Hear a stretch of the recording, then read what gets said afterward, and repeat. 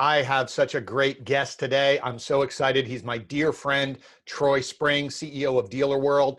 We co-authored a book together, so we've known each other for a while, and we spend a lot of time actually on the phone talking to each other because we both run businesses and we both are really passionate about helping people, especially new leaders. And some of the things that he's going to share today in this episode regarding how to be very clear with your direction to set goals for your team, how to coach them and mentor them, and why mentors are really important for you. And more importantly, what your mind shift has to be once you go from being part of a team to leading a team. So much is packed in this next 45 minutes or 50 minutes of this episode. I think you're going to really go back and want to watch this a couple times. So without any more time wasted, let's go dive into my interview with my good friend, Troy Spring.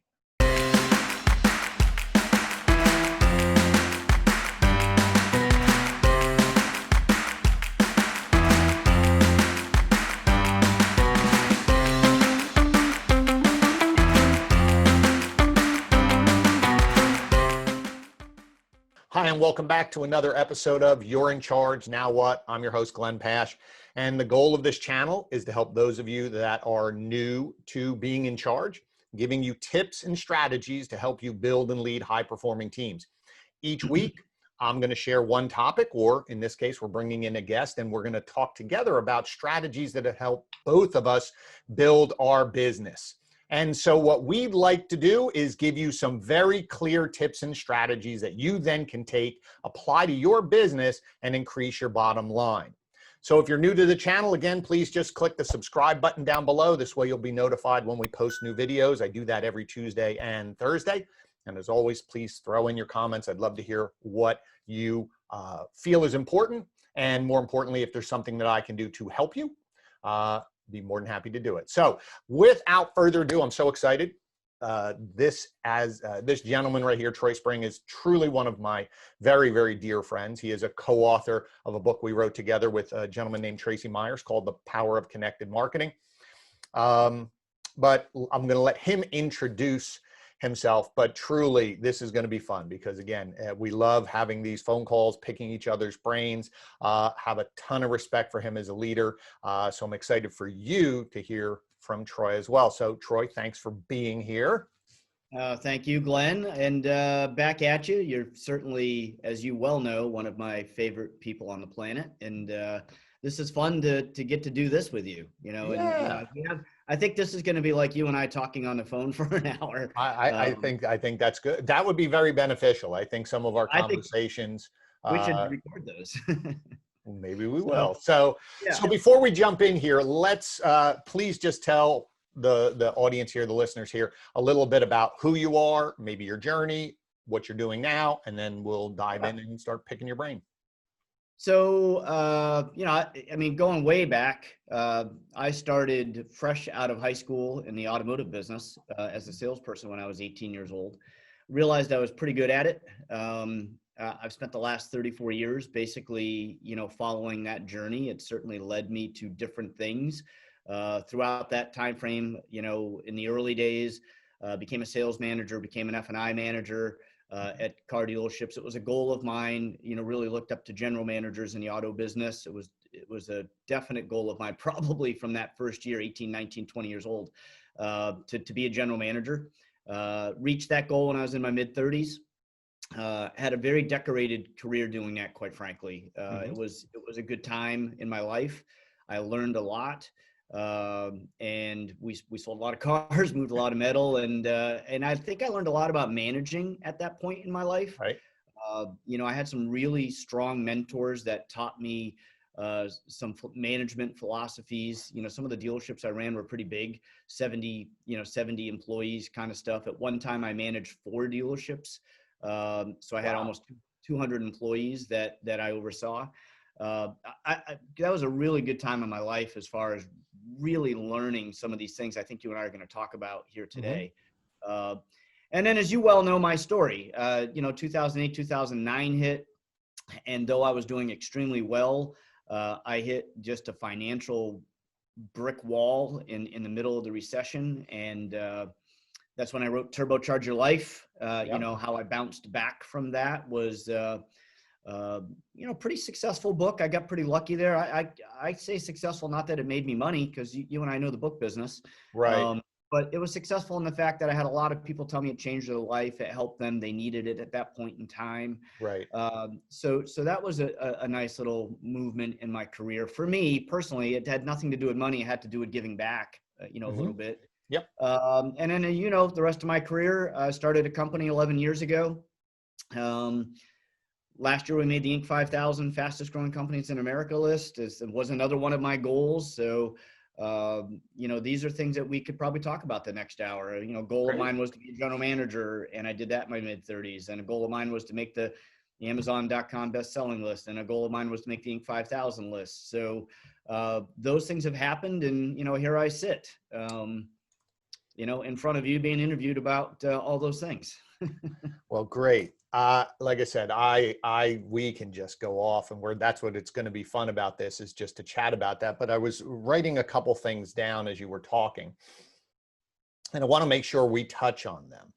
The first one I want to touch on is when you said you were, learning a lot about management back when you were a general manager overseeing some of these dealerships, and, you were in charge of people and business. But you mentioned something about having very good mentors. Yeah. So, if part of the goal of this channel is to help those who now find themselves in charge, either because they wanted it, which was a goal of theirs, or sometimes they're put in that place or put in charge of something and they're looking around going, I'm trying to figure this out on my own. So talk about these mentors. Did you go out and seek them? Were they just there? It happened. What's your advice on finding mentors as someone who's new in charge? Yes. Well, first, I think somebody has to be, open-minded to that. And if they're on this channel, they probably are, right? Right. But I think you have to be open-minded to the fact that you don't know everything. Right. You're never going to know everything. The call that I was on just right before this, and I think it's relevant. I wasn't sure I'd even talk about it, but I think it is relevant because I still to this day seek out mentors. I was referred to somebody, over the last month or so, and you and I could talk about that even a little bit more, off topic with names and things of that nature. But right. To chat with a neurohacker, somebody that kind of rewires your brain and helps Right. you think in just different ways at a higher level. And so even to this day is my point of bringing that up without getting too in depth there. I'm still seeking out mentors and Right. still seeking out learning and how to get better at what I do. But you have to, I truly think the first things first, you got to be open-minded to it. And then some of them do just kind of work their way into your life. And some of them, I think you should go seek out if there's something that you're really looking to get better at and nobody's kind of organically coming in your life and helping you with that. Right. So you got to be open-minded, and then you've got to just look for those opportunities. Somebody might walk by you that you can learn from. And this has happened to me many times where I don't think they look at themselves as a mentor. Right. I don't think they're looking to teach, but they certainly have something to teach, and you got to kind of pull that out of them. So 3-part form, right? 1, be open-minded. 2, look for opportunities and ask those people for help that might not normally just give it. And 3rd, just seek out exactly what you're looking for, whether or not it's time management or, right. Whether or not it's managing a large group of people, or if it's, just reading a financial statement, because right. Anything, seek out those specific, things that you're looking to do. But I've done all of those.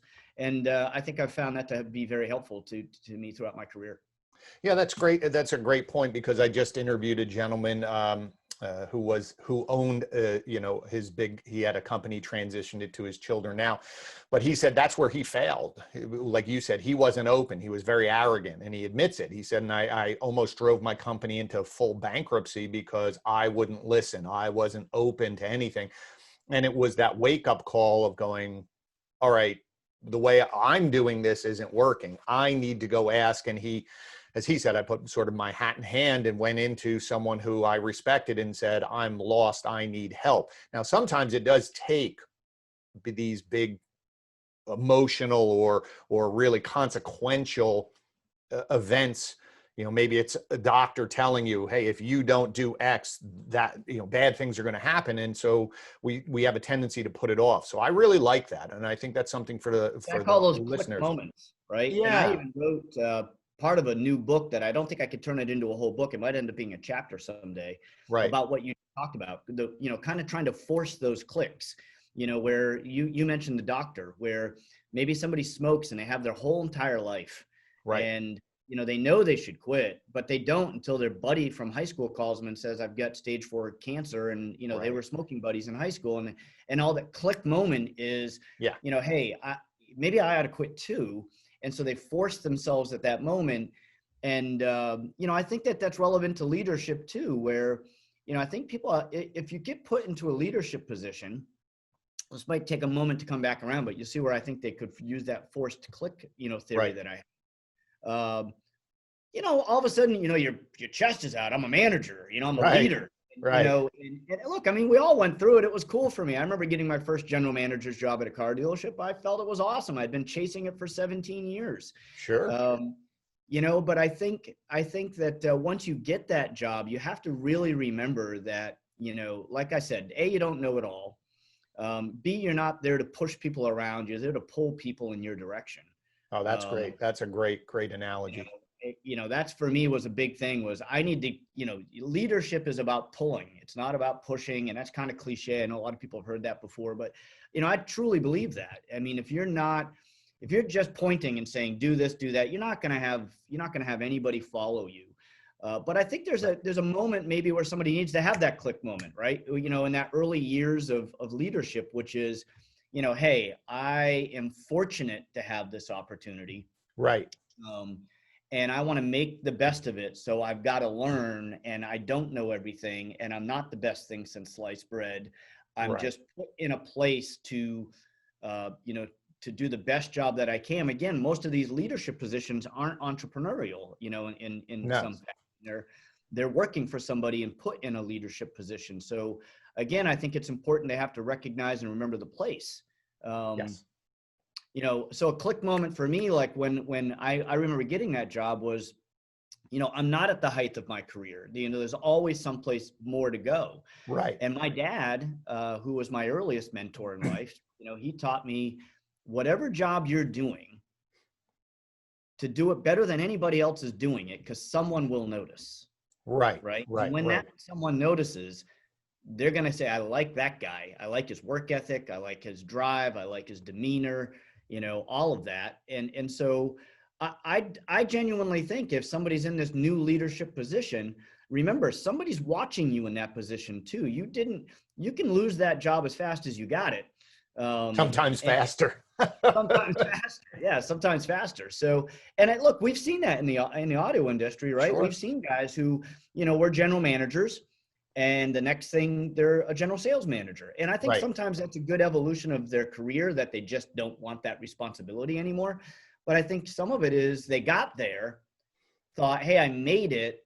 And then they get entitled, right? And they think everything, now that I'm in this position, I'm entitled to all these things, the car, the porter washing my car, whatever. And it doesn't have to be the auto business, right? I mean, that no, it could be any business. But I think to your point is, and I phrase it a little differently sometimes, is just because you got promoted to run a team, you still have to remember you're on someone else's team, right? Yes. So you've moved up to general manager. Well, now you sit in a room and now you report directly to the owner or whoever. Well, there's an expectation of what they need from you for their team, and then you're going down. And I think sometimes people miss that. Either they, to the point of I'm in charge now, they forget to look up, and that's where I think, to your point, is you can lose your job if you don't realize I have to report up. I have results that I have to do. I have responsibilities that go up as well as go down towards my team. And I think, for whatever reason, that's where that mentorship comes in, is finding someone who is always looking to learn. I mean, that's the great thing about YouTube is you can always type in something and figure it out, but you have to be open. But to your point is, you have to be willing to say, I don't really know this. I need help. Well, and the second part to that is, let's say you are really smart and you do know it, right? Right. Hypothetically. You know, one of the things that one of my early mentors taught me, and I still to this day preach, it's one of my favorites, is you can't manage unless you first can be managed. Oh, that's So, great. Yes. Yep. you know, for me, one of the things I teach people that are moving up the scale before I even move them into a management position, I'll remind them and tell them stories of how I did that. And I'll give you an example. I think you remember these days, back when I was starting, Dealerworld, I managed a car dealership at the same time. Yes, I remember that. Yes. And so I had a day where I walked into one business and I was the owner. And then part of my day, I walked into a business and I was an employee. And so Right. it's a really good example for me to share with people. And I would say, look, I think that I'm a good manager because I can be managed. I understand the concept of being managed. Right. So I would go from one business and say, hey, this has got to get done, that's got to get done, and try to pull people with me. And it was all my decision. And then very next, day, though it was an absentee owner, he wasn't there very often. I would say to people, the reason it works for us is because I could be there 90 days without seeing him. But the second that he walks through that door, I know my place in life. Sure. That guy could have said to me, who's a general manager of a dealership and also owns and runs my own business, and I'm kind of always in charge every day. But that 91st day that I'm not, he walks in and says, hey, buddy, I need you to go get me a chicken salad sandwich, for lunch. I would say, what kind of bread? Exactly. What do you want on it? When do you need it back? Yeah. Is there anybody else eating with you today? No problem, sir. Absolutely. I'll be right back. That's right. Understanding the concept of your place in life and being able to be managed is a very, very key element to actually being able to manage.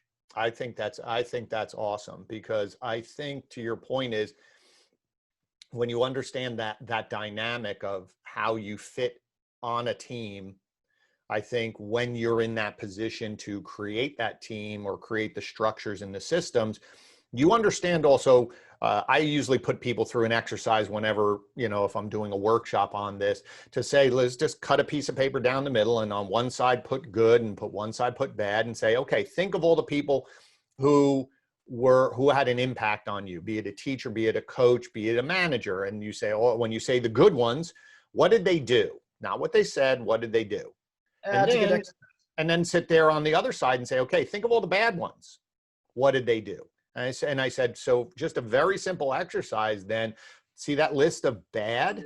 Don't do those, right? Just don't do those, because if they bother you, they're going to bother your team. Like, that's a good, simple starting point. So I think to why I love that is, now for you running it, running your own company and helping your team, moving people up and helping them lead, because we've had this conversation, we can't run everything. We have to trust our team, and we have to help them get better, because we can't do it. We'll never get to the point of where we want our company to go if we still have to do everything. So I want to just pivot on that then. We talked about it early before we jumped on here. This concept of you as a leader. So you're leading the company. And I think leadership, if it doesn't matter if I'm running a team, I still have to think of all of these, what I have to get done and plan and strategize. But it's this accountability piece. As you move people into leadership roles, how do you balance the train my people, trust my people, I inspect my people, hold them accountable, right, versus that feeling of, I have to micromanage them? How does that work for you? So for me, I've always been, I think we all flip-flop a little bit. So I want to be careful. Some of my people can hear me say what I'm about to say and say, no, you micromanage. You do micromanage when you have to. Right. I mean, that's our role. Last call I was just on, we discussed a book, Extreme Ownership, written by those two Navy SEALs. I apologize, can't remember the second one, but Jocko was one of them. And I'll tell you right now. You probably have it, right? Didn't you have Leaf that Babin? Yeah, Leaf Babin. Yeah, that's a fantastic book. And, Yep. to your point and to your question, I do run my business based upon the philosophy of that book, that everything that happens in my business is my success or my fault. Now, I Right. share the success with the team. Right. I'm always saying, hey, my team did this, my team did that, they're Right. great, they're this, they're that, and you share that with your, but if it's a problem and it's a fault, I hold myself extremely accountable, just like that book mentions, simply to the fact that it's my fault. I picked that person, I hired them, I trained them, I Right. set clearly defined expectations. I either micromanaged them too much and they didn't like me. I left them alone too much and I didn't give them mentorship.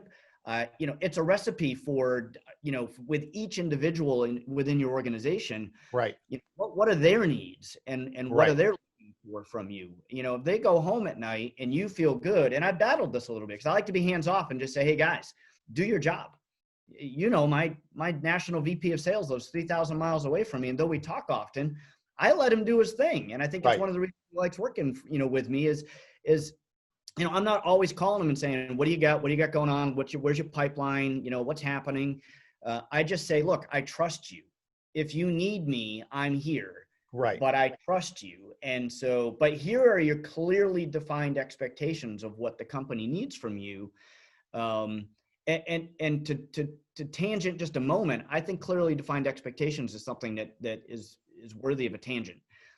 The Oh, number one reason I'm glad you're going there because I wanted to make sure, because I think that is a fault of a lot of people who are in charge. They assume people understand what they're saying, like the vision in their head, the picture. And I don't think they're as clear or as specific where we both know what it means versus, hey, come on, Troy, I need you to do more versus I right. need you to do 10 more, right? We all know what 10 is. 10 more of these. Yeah, exactly. At this time and for this reason, because this is the expected outcome. And I want you Exactly. to understand, why I'm asking you to do it that way. So, Of course. clearly defined expectations for me means that a leader shares with his team or the individual employee or the manager, not only, like you said, I want this done. That's not clearly defined expectations. That's an Yeah. order.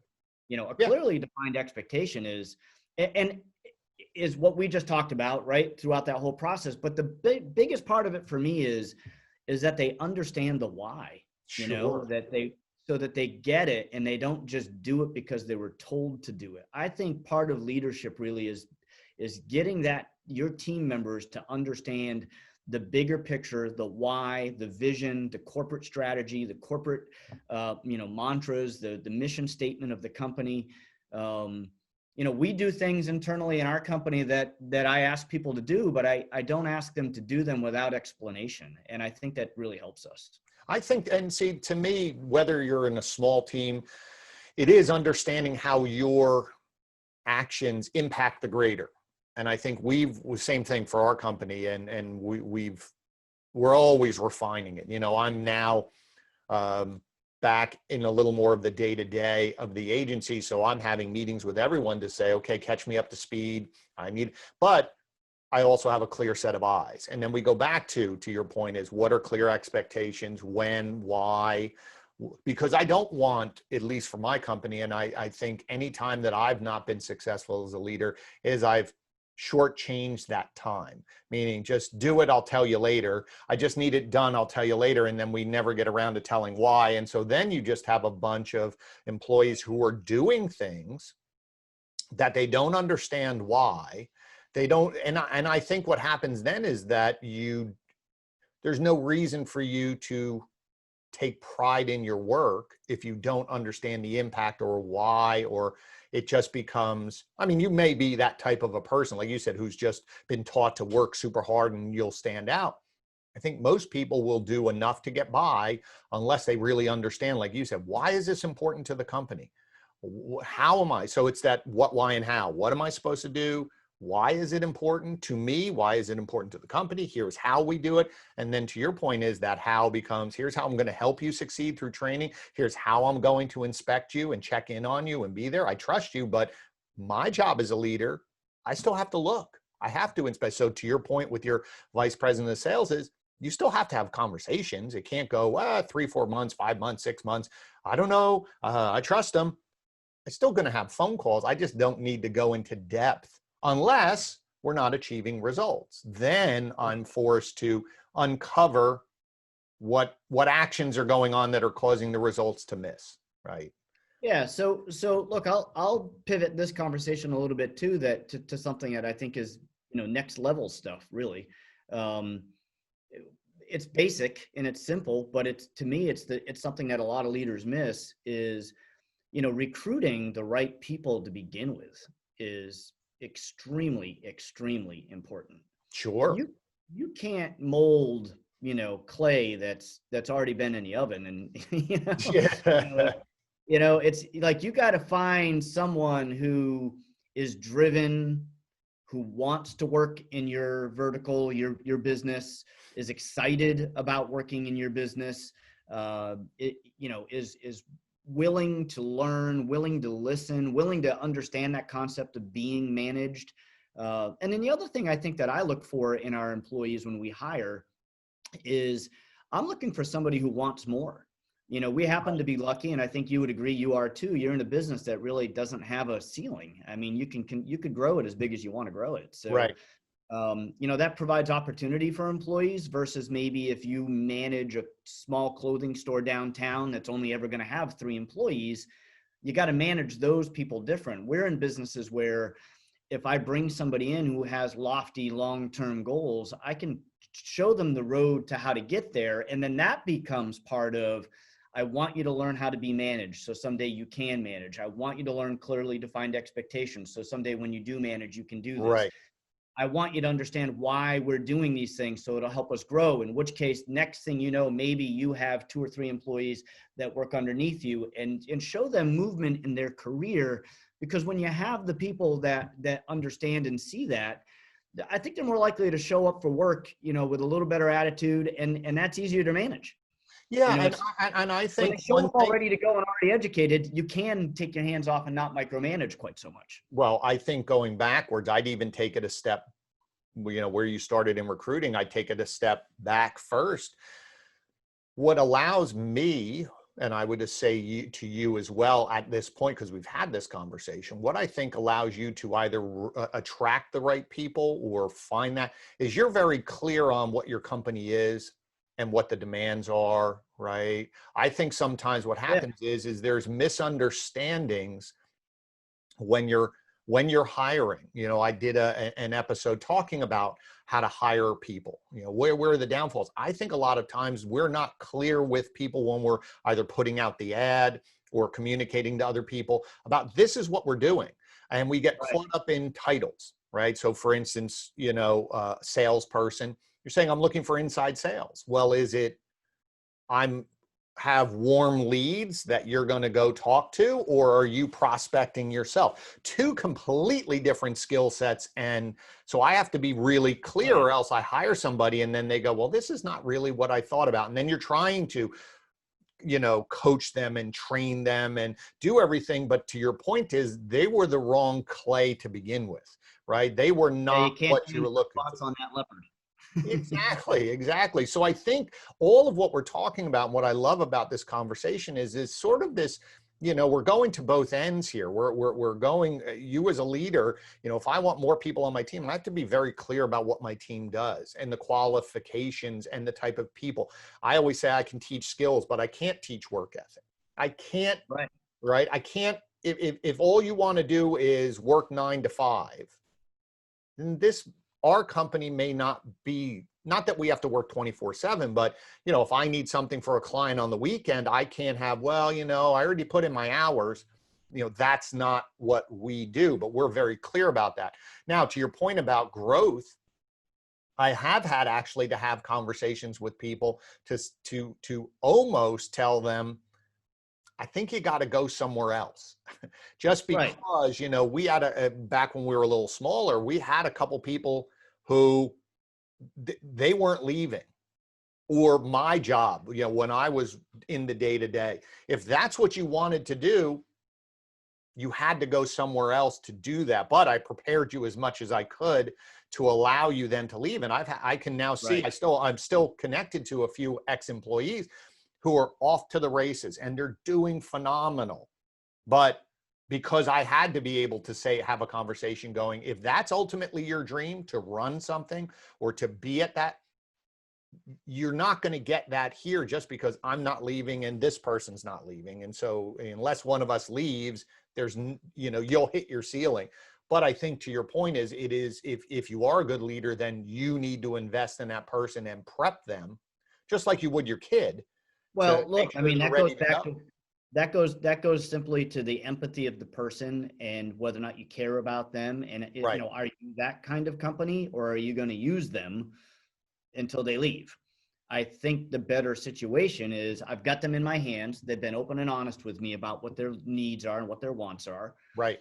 Look, this might sound warm and fuzzy, but I'll tell you, this is the God's honest truth. I tell every single person in our company that if you're ever going to leave, I just want you to come tell me. I won't blow Yeah. you out on the spot. We Sure. won't argue. We're either going to have a conversation about, why you want to leave and if I can fix that and maybe now you want to stay, or you're just going to plan to leave. And here's why.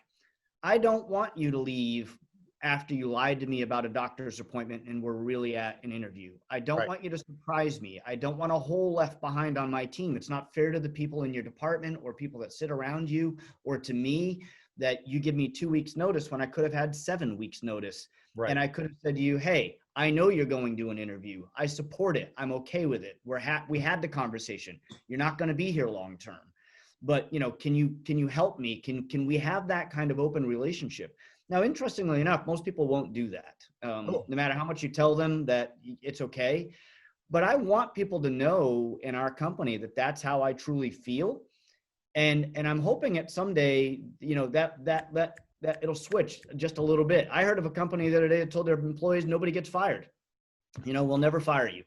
Like, we chose you, you're in our world, we're committed to you, we'll never fire you, but you may not have advancement.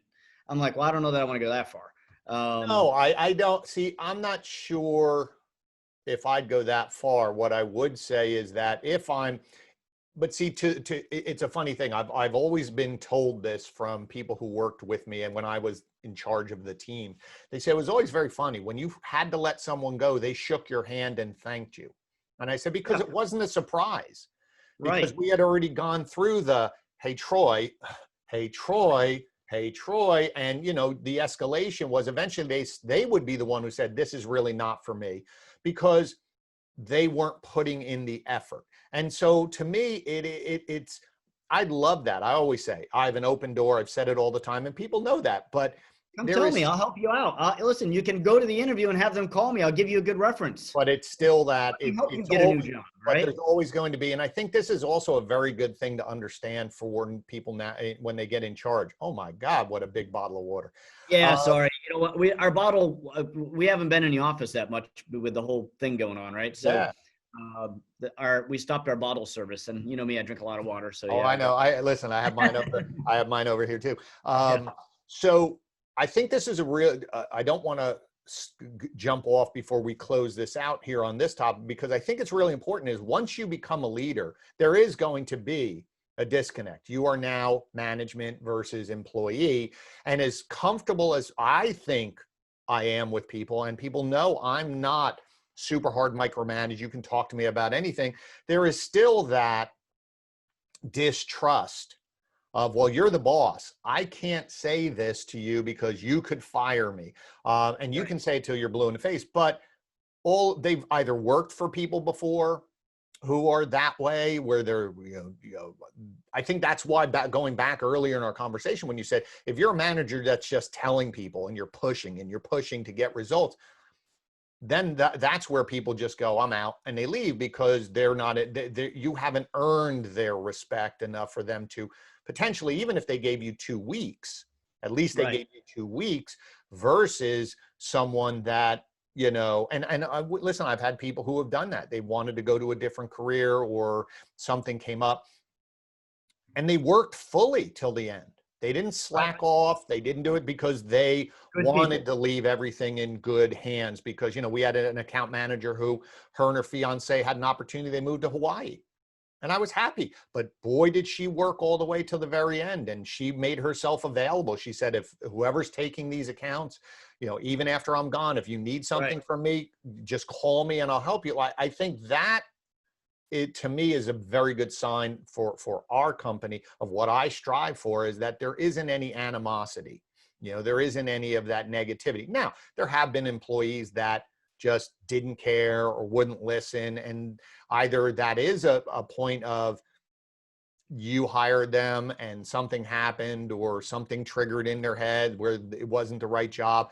It could be their age or just the way you communicate, a lot of different things. But I think whenever somebody comes from a team, especially if you're promoted from within and now you're overseeing people, I think it's really important for that. To me, is probably one of the harder transitions. You need somebody to talk to. You need to find that mentor, because you were sitting next to somebody. I was sitting next to Troy last week, and now I'm in charge of Troy. How does that Well, dynamic change? so that one for me goes to respect and admire. That's a thing that I try to teach people sometimes. It's, everybody says, well, if I'm in leadership, my team's got to respect me. Well, yes, You would but hope so, but you I can't prefer force they it. admire me, right? That's what I always say. I prefer they admire me, because if they admire me, they'll listen, they will respect. It's just another level. It's not just you've got to respect me like a parent. It's got to be, hey, I like this guy. I like his energy. Look, some days maybe he's over the top, but I understand why, he's working. And that's another thing too. I think, there comes a point when you become an owner and you're just right, and you just kind of point a little bit, because you're not really side by side with the team. I'm not there yet. I'm side by side. And Right. so I want them to know I'm working hard with them. I want them to see me working. I want them to know that I'm part of the team. And I think it's easier to lead when you do that. That's not so much the pulling from the front thing that we talked about, but it's more of I think sometimes it's easier to be a team captain on the court with the team Right. than it be the general manager of the team, just like I said, pointing the fingers. Because they're gonna, if you're on the court with Michael Jordan and he's your team captain and he's the best in the world, and you look up to him and you admire him, you're likely to listen to him a little more on the court than you are a guy who's wearing a suit, hasn't played the game in 30 years. Right. You follow what I'm saying? So I think it's fun when you're in that position, and not every leader is in that position. I happen to be currently, and so that's kind of how I do it. Is I want them to see I'm still doing it with them. Well, I think to your point, I think that's great, but there will come a time, right? Right. If you turned around and said your company doubled in size, Yep. you're just not going to have the time to work as closely side by side with everybody. That doesn't mean, and I think one of the mistakes is people are not visible and understanding what people are doing. But then you start building those layers, and now your team is a series of 5 or 6 team leaders who impact 30, 40, 50, right? So going back to your your story, when you were overseeing 4 dealerships, you couldn't be in the day-to-day. You had to trust your team became those general managers or general sales managers. Like, that didn't mean that you didn't interact with the the people on the front lines, that you weren't involved on the front lines. But I agree with you, and that it's something to, I think it allows you, if you dedicate your time to that initially, you're building a strong foundation, so that then as you have to expand and maybe you become a little more distant from the day-to-day down there, people still know who you are. They know what you have, your impact. And I think they also understand what you're doing. And I think it goes back to one of the things you talked about, is if they understand why you're doing things, they could turn around and go, well, Troy's never in the office. What kind of boss is he? Versus they know, well, he's actually out generating interest, or he's speaking at an event, or he's working on this project, because then he brings work to us. That's his role, versus, Right. well, he's not in here with me every day, and I think I think the why is so important for everybody to understand, how everybody's roles fit together, how everybody understands what everybody's doing, and how it's not Troy's more important than me. Troy just has a different job than I do to make, in this case, Dealerworld as a company move forward. Right. No, listen, I 100% agree with that. So, yeah, no, it's, and going back to thinking about like just somebody who's maybe a young leader and, starting out, I think this last 45 minutes of conversation is pretty, relative to what they're going to go through. I Right. genuinely think that I would go back and listen to this over and over again. I don't think we got too far off topic there with somebody who, like you said, young, just stepping up, getting into that Right. role. These are some basic functions, Well, I think, as I said, a lot of times there's two things, and I think there's two things that happen. One is people get promoted because they're good at something, and we see this a lot with our clients, especially automotive, but I've seen it in pretty much any, especially sales. Sales one is something that's interesting. I'm a great salesperson, so hence now I'm promoted to run a team, but I don't really know how to run a team, right? Going even to your point about Michael Jordan. Michael Jordan was not a good coach. Great player, wasn't a great coach, right? So understanding that when you're in that position now that's why I like calling them coaches versus managers, to your point, right? The manager, when you think of a manager, you think of someone behind a desk. But when you think of a Yeah. coach, you think of somebody on the sidelines. You think of somebody watching the game and giving you tips and come here a minute, let me help you out. So, for me, I always tell new people in charge, think of yourself as you're coaching this project into fruition. You're coaching this team into success. It's a quick mental shift. But I Yeah. think a lot of why this channel I wanted to do this was because I don't see a lot of this type of conversation or training being done. It's a lot of, well, we'll throw them into the fire and hopefully they survive because that's the way I was trained. And I'm like, at some point we have to stop that and say, this is, I would say to the person because I had this conversation with someone who said, well, that's the way I was trained. And I just stopped and I said, did you like it? And they said, no, I hated it. I'm like, then why are you doing it? Why are you doing it? It's the only Right. thing they know. Nobody taught them any other way. So there you Right. go. So let me talk. I want to talk about one topic, and then we'll sort of wind it up because, like I said, we could sit here all day and do this. Yeah, we could. You touched on it a little bit, and I want to really hone this in for someone who is new, or even someone who's experienced and is watching this, and maybe they're not getting the results they want. You had said on a couple things for yourself. I had a goal to be a general manager. I had a goal to be Inc. 500. I had a goal. So even for your teams or for your company, small, large, how would you recommend to someone choose a goal? And then, if they say that's what I want, what are the steps? How do you set goals for your team, your employees? I know how you do it for you, but if I'm managing and we're saying how do we do that and say our team, we have to do this. How do we do it? How do we break it down? What strategies do you use? So again, I think communication is really key. That it's going to sound a little redundant, but I think that's probably a good thing, Right. so that we're not flip-flopping all over the place and somebody that's maybe listening to this whole thing is going to go, oh, so he really did mean that because he didn't just come up with a new thing. Right. I really think setting those clearly defined expectations are so key. Not only is it the number one reason an employee fails, I think it's the number one reason a project fails, right? Right. So if you've got an end result that you need to get to with your team, Right. I think that the manager, the coach, the leader, whatever it is, has just got to make sure that everybody not only, again, is clearly defined the expectation and what the outcome is supposed to look like, but also clearly defined what the process and the length of time it's going to take to get there.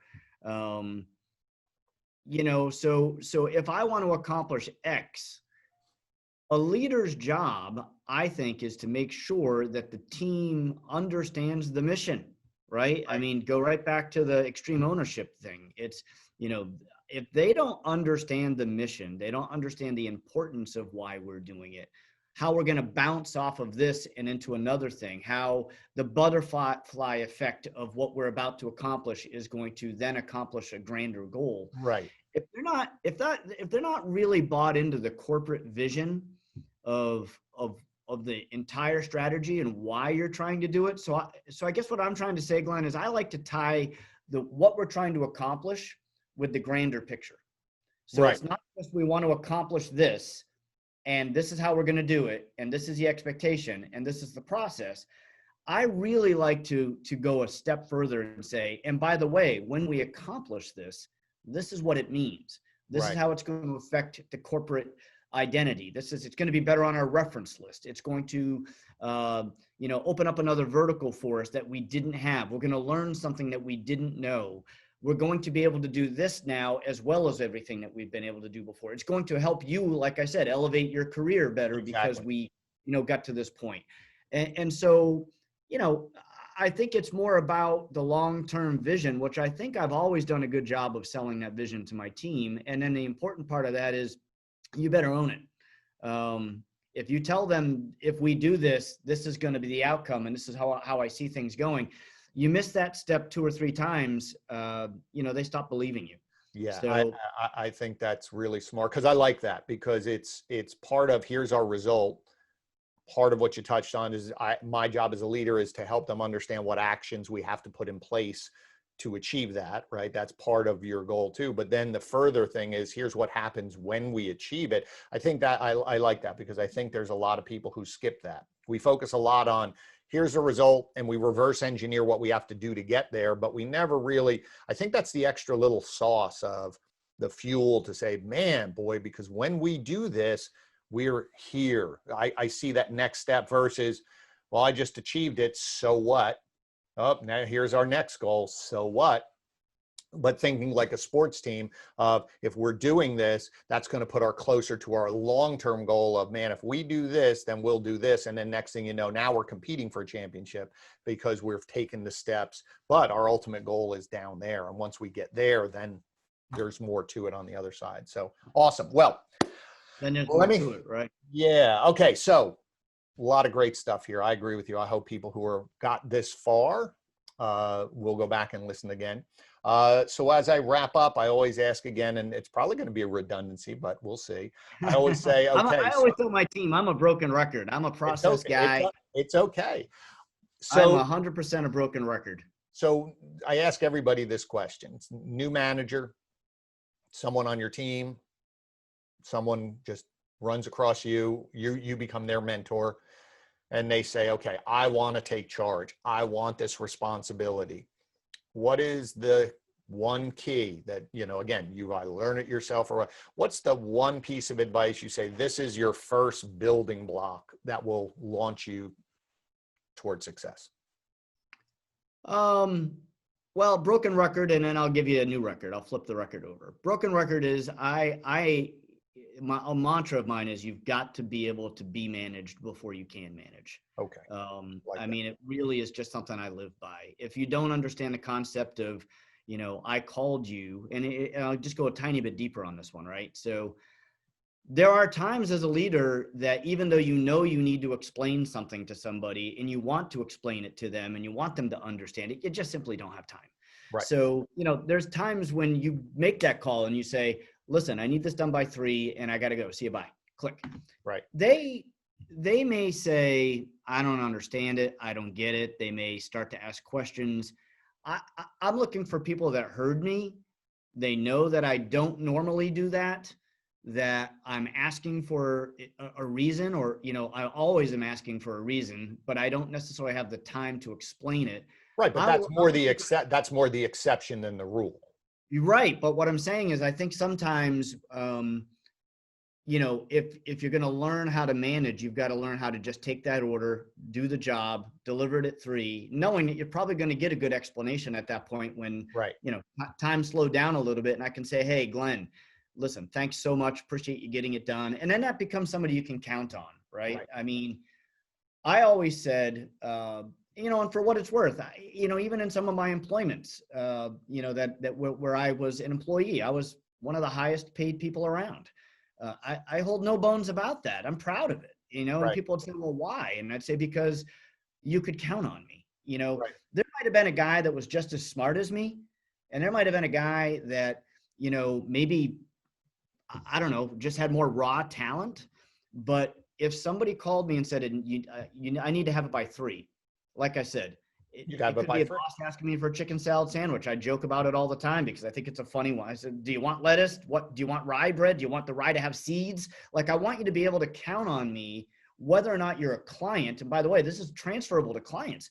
Sure. I'd like to think our clients feel that way about me and about my company, and our employees at this point. And that's one of our fortes, is that they can count on us. Right. They ask us for something, it's going to get delivered. It's going to get delivered on time. We're going to ask questions. We're going to care. And so, look, if you can't be managed, don't even think about being in management. So that's number one. And then to flip the script on that a little bit, I would say the number one thing, and I ask a lot of employees, and I used to ask it more in the car business, and I probably ought to adopt this more inside of Dealerworld, but I say to them, what's the number one thing you think I could teach you? Right. I want to know what they think I'm going to teach them, right? And this is definitely it relates to all employees, but this is definitely relating to your management Sure. session that we're talking about right now. And so I'll get things like how to keep customers happy, how to sell, how to make money, how to whatever. You get the point. Sure. And I keep going, nope, nope, nope, nope. Want me to tell you yet? And what it is I always tell them, the number one thing I can teach you is how to think. Right. I mean, you're going to be faced with so many different situations that if I teach you how to think at the highest core, operating at a higher level, process, you'll be able to handle all of those things that you just talked to me Right. about. How to sell, how to keep a customer happy, how to this. Yeah. So for me, it's being open-minded to thinking that it goes beyond managing people. It goes beyond the product or service that you sell. It really is this kind of higher level of, when I wake up in the morning, what am I thinking? What are my goals? What are my priorities? How do I think myself out of situations? Right. And, that's a whole nother hour conversation, so I won't go too in depth there. Well, But you'll I think have if to come back. somebody, I would love to. I'd love to just talk about that for an hour. But I think if somebody's moving up into management, I would give them these 2 takeaways. One, don't even think about moving into management unless you truly believe you understand the concept of being managed, because you won't be a good manager if you don't Right. understand the concept of it. And the second thing is, understand that when you move up, your life is changing. You're Yes. no longer going to be kind of a one-trick pony. And that's where I think this, really learning how to think at a higher level is important. And like I said, that's an hour-long conversation. That goes into things as if somebody wanted to learn how to meditate, to center themselves, if that goes to, learning how to manage employees and see problems in employees and things of that nature. But it's really an overall encompassing thing. Is at the highest level, you have to become a better thinker. It's like playing chess, right? No, I love that. I love You can't that. just move pieces around. You become a chess player. No, and I think that's really, and I love that. And I think that's a great place to settle, is the fact that your life has changed once you're in that, because your responsibilities now, you're no longer just responsible for your own actions, Right. your own work. Now I'm responsible for a team. So there is, you have to understand how to be managed in order to manage. And then all of a sudden, as your point is, now you have more responsibilities. Your brain has expanded, and learning to think through scenarios, which again, all of those pieces, how to prioritize, how to hold people accountable, how to schedule, how to do this, all of a sudden, all those Right. things. Yeah. Let me give you a visual on the way out here. Right. So you walk into work, you used to walk into work and say you're a salesperson, because again, we come from that world, right? You walk into a dealership and you're a salesperson, you kind of are just thinking, I got to sell something today, right? Right. Like I should sell something today. I sell, I get paid, I get a commission. And it's a very linear kind of, process. Not that there's not more to it. I'm not trying to trivialize. No. But you move up into management. I think you have to walk in, and now to your point, I need to think about, scheduling. I got to think about Does John look happy today? Is John working at, is something bothering? Should I pull John aside and just say, hey, buddy, you okay? I've got Right. to think about CSI for the entire team, not just me. I got to think about training. I got to think about inventory levels. And so I think it's when I tell people, I try to teach them how to think. I use this process called what's next. And I just say, I want you every single second of every day, especially if you're in a management position, what's next? What should I be doing next? Because trust Right. me, there's something. No, and I think so. And I think that's a great image because it's almost taking the blinders off, Yeah, because you got to take the blinders off. you're solo focused on this is what I have to do. And now all of a sudden you see everything. You see everything. And more importantly, you're responsible for everything. So, Right. Yeah. All right. Well, Troy, thank you so much. I appreciate you being here. So before we drop out of here, tell everybody where they can reach you if they would like to chat with you. Where are you out on social media? How they find you? Please share with that. Yes, of course. And by the way, thanks for having me. This was really just a good time. I think teaching is learning again. So Yeah. I'm coming out of this hour session even more motivated and feeling inspired. So hopefully somebody else that's listening. So thanks, Glenn. I appreciate having me. Troy Spring is my name, TroySpring. Pretty simple to find on Facebook. I don't really do a lot on Twitter, quite frankly. I'm on Instagram. That's Troy Turbo Spring. The nickname's Turbo, hence the book, right? Right. You could email me at troyspring@mydealerworld.com, or quite frankly, I'm an open guy. You can just text me on my cell phone at 610-570-3022, or call me if you want to talk more management or strategies or things that we discussed today and go a little deeper. You know me, Glenn. I'm all about helping people. So be glad to take Absolutely. it.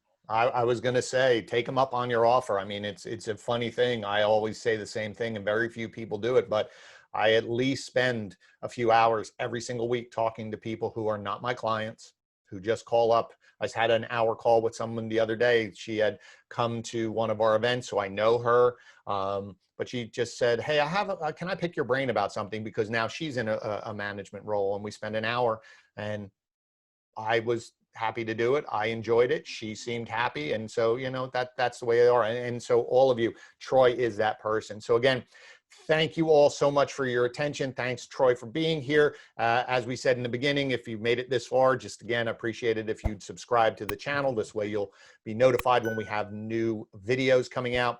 Also in the comments, let me know if you have any thoughts on this, new sessions or topics you'd like me to cover. As always, and as I end every single episode, you're in charge, but now Troy has given you a few more tools to make you more successful.